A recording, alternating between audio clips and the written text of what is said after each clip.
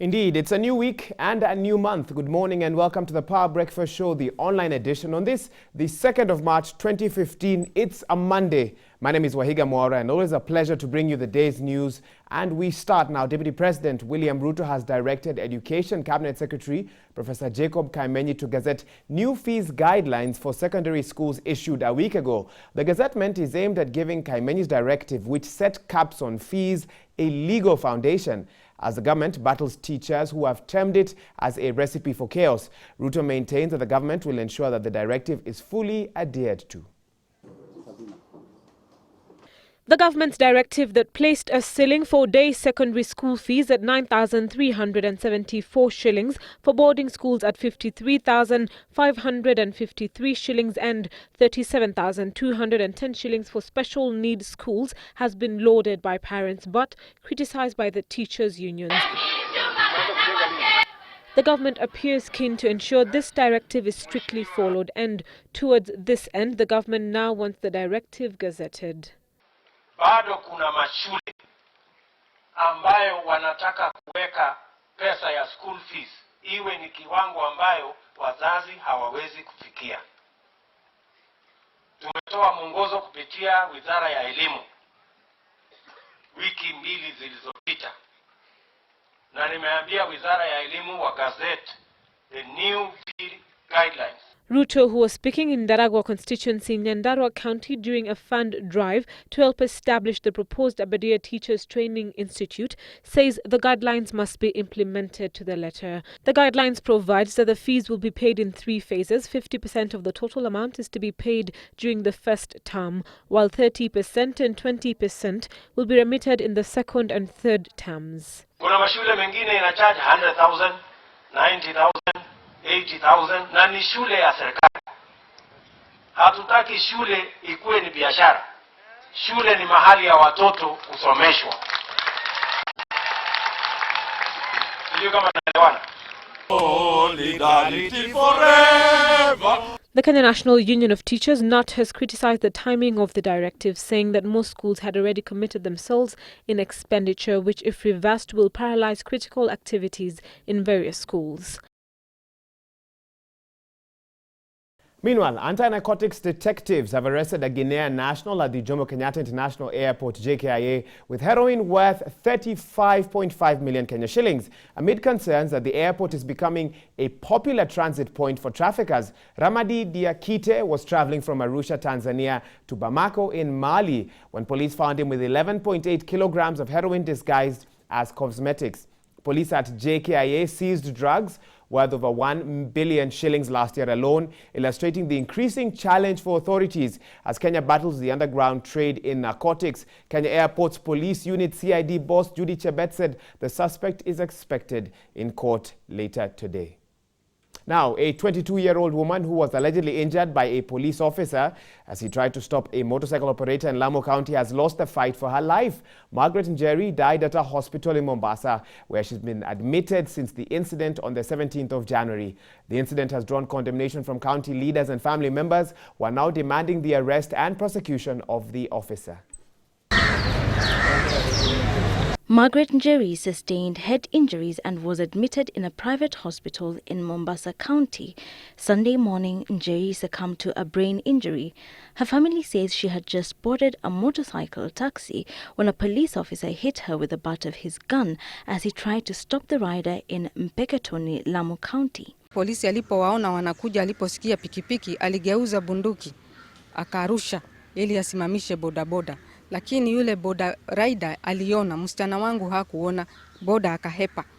Alafu ikapata msichana, ikamwangusha chini. For more than a month, Margaret remained in hospital, fighting for her life. In the wake of her death, her mother now calling on the government to assist the family to clear the 1.7 million shilling hospital bill to enable the family bury the body. Hapa tuliingia Januari tarehe 17 na safari yake ilikamilika jana. Kwa hivyo amekaa zaidi ya mwezi mmoja, karibu na nusu. Her family now wants the matter to be fully investigated and the officer implicated in the incident arrested and arraigned in court.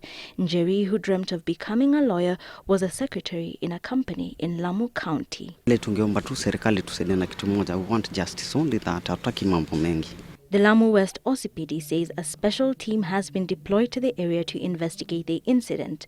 The concerned officer has been transferred from his workstation to pave way for investigations.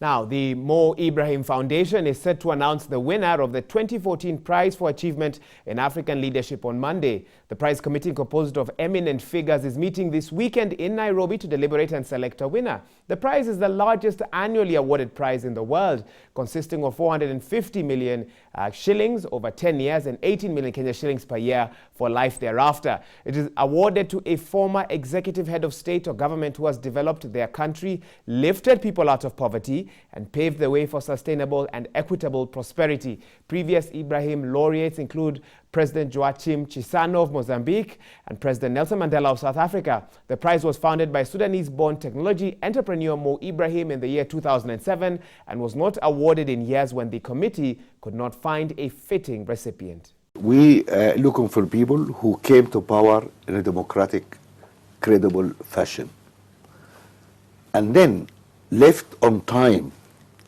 in also a democratic fashion. In between, they done the right thing, moved the country forward. That's all. So we are not looking for impossible or we're looking for something very, very simple.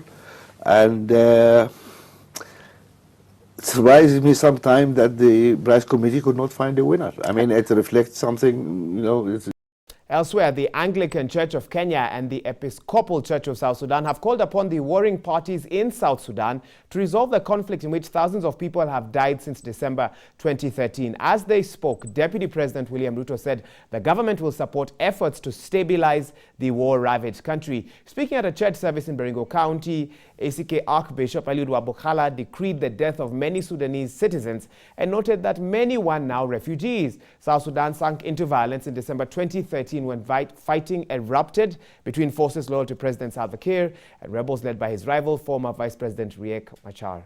We call upon the international community to urgently fast-track the peace effort to resolve the conflict among the warring parties who are currently engaged in a power struggle. We support you, our friends from South Sudan. You have our prayers and you have our support. We know the challenges that you're going through. We have talked to your leaders. Juzi tuliongea na wale wengine ambao walikuwa wanaitwa detainees, wamekubali kurudi nyumbani. Tunawapangia vile watarudi nyumbani kwa sababu tunataka a stable South Sudan. And finally, Zimbabwean President Robert Mugabe yesterday celebrated his 91st birthday with a lavish $1 million party that was slammed by the opposition as obscene in a country wallowing in poverty. Thousands of supporters of the ruling ZANU-PF party sang and danced as Mugabe arrived for the party at a luxury hotel in the famed Victoria Falls resort. Assisted by his wife Grace, Mugabe threw 91 balloons into the air. Elephants were slaughtered for the feast, and 7 huge cakes were on display in one of the tents. One giant 91-kilogram creation depicted the spectacular Victoria Falls that form the border between Zimbabwe and Zambia. Addressing the gathering in a 90-minute speech, Mugabe castigated the United States, which has imposed sanctions on both Zimbabwe and him personally. Mugabe has said that he will not anoint a successor to take over ruling the ZANU-PF party. Last December, ZANU-PF re-elected Mugabe, making him a candidate in the next election in 2018 when he will be 94 years old. Already bearing fruit.